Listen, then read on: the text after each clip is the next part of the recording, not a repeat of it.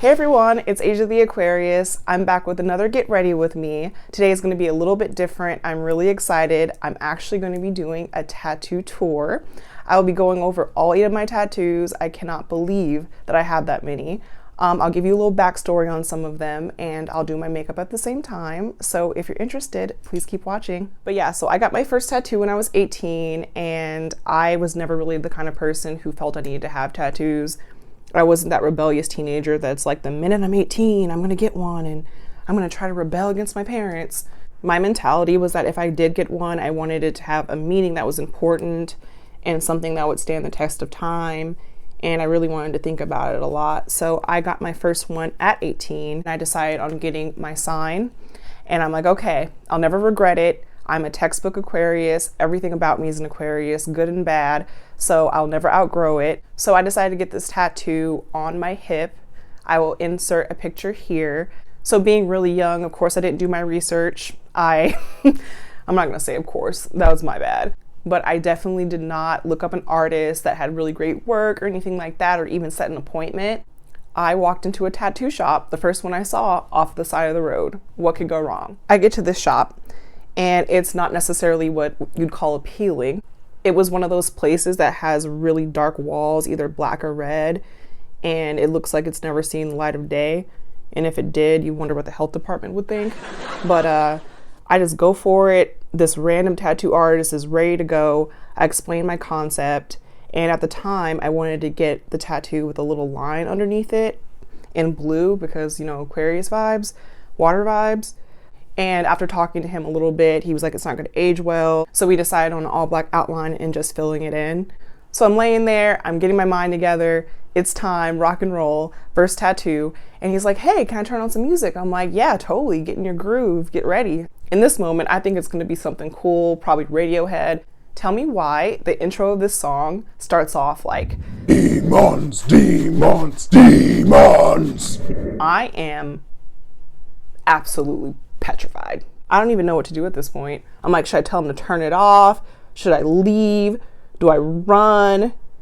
Like, is Anton LaVey about to pop out? Like, what is gonna happen next? I realize I'm already there, might as well just go through with it, and hopefully nothing will jump onto me that will possess me and I'll end up in, you know, Zach Bagans' museum. But it ended up going fine. It was okay. And at the time, of course, I thought it was the best decision I'd ever made. In retrospect, it was not. This tattoo, to me, looks like it was done in prison with a table fork. It has no artistry to it, no skill, nothing special about it. I took prime real estate, which is your hip, because that's a great spot to hide it, but you can still show it when you want to. It's just a really good tattoo spot. I wasted that on this tattoo. I mean, what should I expect to happen though? I grabbed a random stencil off the internet and had a cult member tattoo it on me, so sucks to suck. My next tattoo came to be while I was in the throes of my hippie phase. It was maybe a year later, and I'm like, I'm a free spirit, I'm wild, untamed, I'm a teenager, I can do whatever I want. So I decided to get free spirit tattooed in French because part of my culture, my heritage, is French Creole. So I figured if I ever got script tattoos in the future too, I'd get them in French and kind of stick to that same theme. So I go into an English to French translator because I don't speak it. And at the time I didn't know anyone who spoke French. So I just trusted the internet yet again. It conjugated it, however, and I was happy with that. And I took it straight to the tattoo artist without, you know, fact checking, essentially. Well, I'll put that picture up now. And so I get it on my rib, and I will tell you, the horror stories about rib tattoos are real. It was the most painful experience of my life. Even to this day, I would not get a tattoo in that region. I just cannot take it. It was so painful. I remember telling myself the whole time that I'm Rihanna because Rihanna has a whole bunch of tattoos on her ribs. It was just my inspiration to keep going and not leave with half the tattoo done, but I was definitely tempted. And so I was really happy with it at the time. So a few months later, I decided to go back onto Google and put the translation back in that same conjugator, and it comes out differently. Yeah.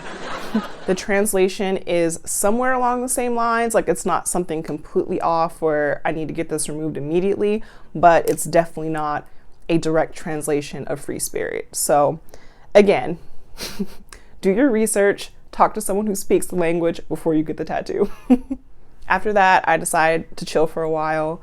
And then I was just getting out of college, and at the time, I felt like a lot of the things in my life were changing really rapidly, as they do during that time for a lot of people. I definitely felt like a chapter was ending and I was able to do things more freely, be more independent and things like that. So I was definitely being my traditional rebel without a cause, except to the 10th power. And I'm like, you know what? I'm going to get a tattoo that says I do what I want. As a reminder, from this day forward, I'm going to do whatever I want. I am free. So I go and I get this tattoo. I will put the picture up here. Getting that one was such a great experience. It's actually my favorite tattoo, and I do not regret anything about it. I love the placement. I love the font. The artists were really wonderful, and they listened to everything that I had to say and made sure I was super happy with it. It was a great send-off into the next chapter of, you know, being independent and being on my own and all the great things that were happening at that time. So I definitely won that round. My next tattoo is too embarrassing to mention. The people who know me best are aware of it. I'd say even 3 people know about this tattoo. We're just gonna move on right past that, but I wanted to add that in there only because I don't want you guys to think I can't count. So I'll be right back. I'm gonna do my foundation off camera so it doesn't mess up my hat, and I will return with the story behind my 4th tattoo. Okay, I'm back. I did my foundation as well as my eyebrows, and we can continue with the story time. Also, I have no idea why one side of my face is bigger than the other. I have just now started noticing that. Maybe it's because I'm more aware of what I look like because I'm doing YouTube now, but it is obnoxious. I actually put ice on it today. Like, it doesn't hurt or anything. It's just puffy on one side. Someone tell me. Comment section. I'm gonna do a little bit of powder. I'm just gonna use what's on the brush already from doing my makeup previously because I just don't want it to get out of control. So I'm just gonna mattify in some places and leave it be. Yeah, so my next tattoo is actually my cross. It is on my finger. I just got it this summer and I love it so much. I just got it touched up. Also, I know there's a lot of stigma behind tattoos on your fingers, and I know a lot of shops won't even do them unless you already have them, which I personally disagree with. I figure that if you're an adult, that you understand what could possibly happen. If you're not hireable or people look at you a certain way because of it, I think that as a legal adult, you should be able to get the tattoo you want. And also, you're paying the artist for that work, and it's not really up to the artist to determine your future or to navigate your future for you and choose for you, essentially. I just don't believe in that. If you disagree, I'd love to have a very pleasant and friendly conversation about this in the comments. Which case in point, because I didn't have any on my fingers already, I ended up going to someone who I was recommended, a family friend basically, and they have a shop in their house, which is completely fine. It's just that sometimes people feel like they will go to lengths to get tattoos done no matter what they're gonna do. And sometimes the people that they're going to are not professional, or it's not sanitary, and you're walking into a potentially dangerous situation because a licensed brick and mortar shop refuses you because they don't agree with your tattoo choice. But I love my cross tattoo. I don't regret anything about it. It's actually one of my favorites, and I get to look at it all the time. So another one that I'm really happy with. My next tattoo is my pine tree. It's the first one that's visible, forward facing. It's on my arm. I will put up a few photos here. It is something that I thought about for a really long time. It means a lot to me. It represents the fact that I love the winter. It represents my favorite place to visit, to travel to. I think it was on my bucket list actually to get my pine tree tattoo, so it took me a while and I'm happy that it did. My experience though, I'm not gonna lie, was not pleasant. I ended up having to get it done twice, the original and then the touch-up, or correction rather. The tattoo artist was kind of in a rush, didn't really listen. It was Valentine's Day and they got on the phone with their girlfriend and they were talking about dinner plans really in depth, and I'm thinking, is this more important than finishing my tattoo? And at the end, I could tell that it wasn't their best work because this artist always posts a photo of the tattoos that they do, or they take a photo, and he did not do any of that. And I'm like, weird, peculiar. So I ended up waiting a few months and I went back and got it redone at the same shop with a different artist.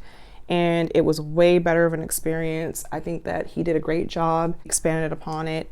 He added some detail. It's just a little bit truer to my original vision, which I'm so happy that I went back. So at this point, the base of the look is pretty much done. I will do everything else off camera and I will return to tell you guys about my last 2 tattoos.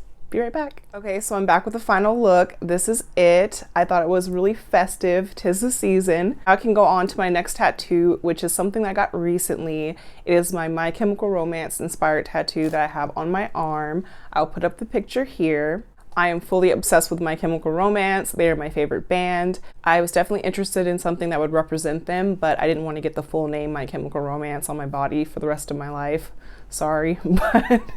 And also, if you do know me, I love love. I love romance. I love being in love. I love seeing people in love. So this tattoo definitely has a double meaning and represents a big part of me and my personality. So super excited to finally get it, and I'm really happy with it. And my last tattoo, my most recent, it's on my finger. I actually posted on Instagram, and for those of you who've been following me on Instagram for a little bit, probably can draw an inference and know what it represents and what it means, but I'm just not gonna go into detail. You can skip on past it and in this video. Next week, I'll be doing my Instagram live, so please join in. I have a special guest, Bougie Brie.